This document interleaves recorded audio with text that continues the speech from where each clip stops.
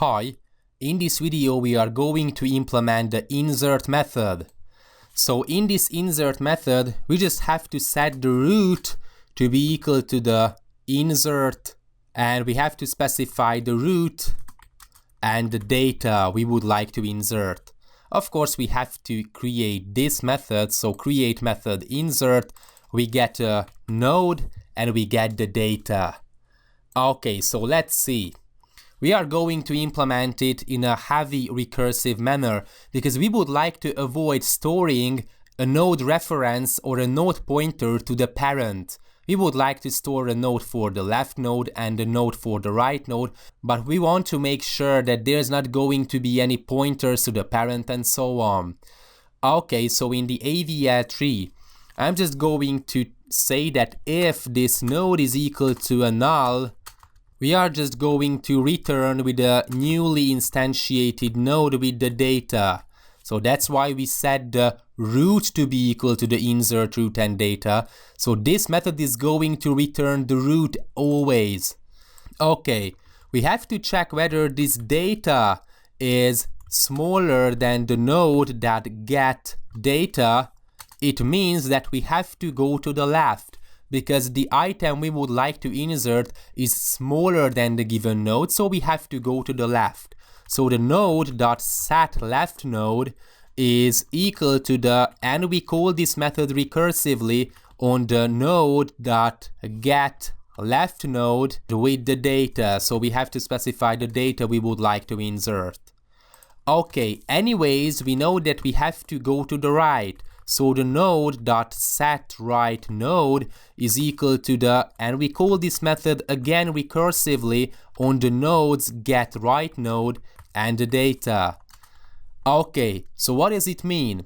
If we know that the data is smaller than the given node that we are standing, we have to go to the left. So we set the left node and we insert it again, so we call this method recursively. So if there is a null, so for example the left node doesn't exist, it's going to return with a newly instantiated node, and it's going to be set to be the left child of the given node. So it is working fine if you think about it. Okay, and if there is not a null on the left, then it's going to be called again recursively. So it is working fine.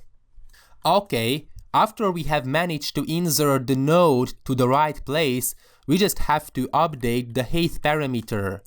So we just again calculate the maximum out of the height of the left subtree, so node.getLeftNode, and the height of the node.getRightNode, and we have to increment it by 1.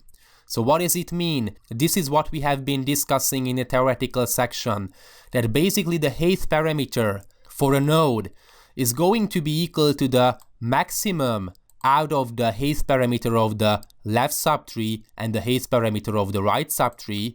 So we calculate the height for the right subtree and the left subtree, we decide that what's the maximum out of these two numbers, and we increment it by 1. This is how we calculate it by definition. Okay.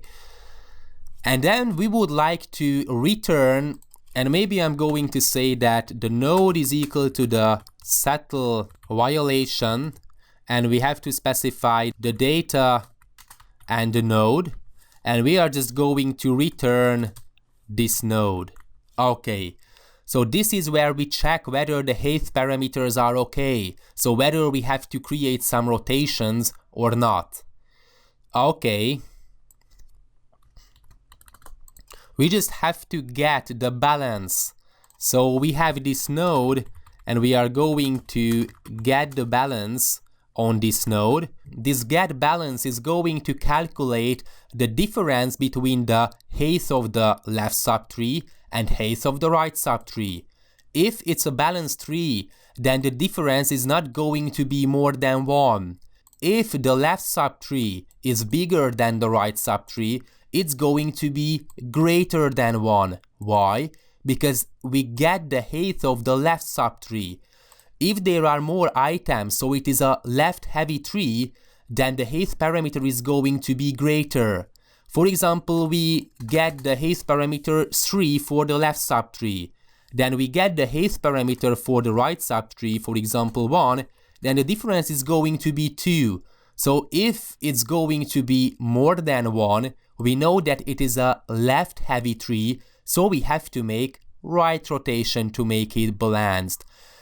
If the height parameter for the right subtree is greater, it means that, for example, the height parameter for the right subtree is 3 and the height parameter for the left subtree is 1, which means that it is a right heavy situation, so there are way more nodes in the right section of the tree than on the left section, then it's going to be -2. It's going to be smaller than -1. If it's smaller than -1, this balance, we know that it is a right heavy tree, so we have to make a left rotation.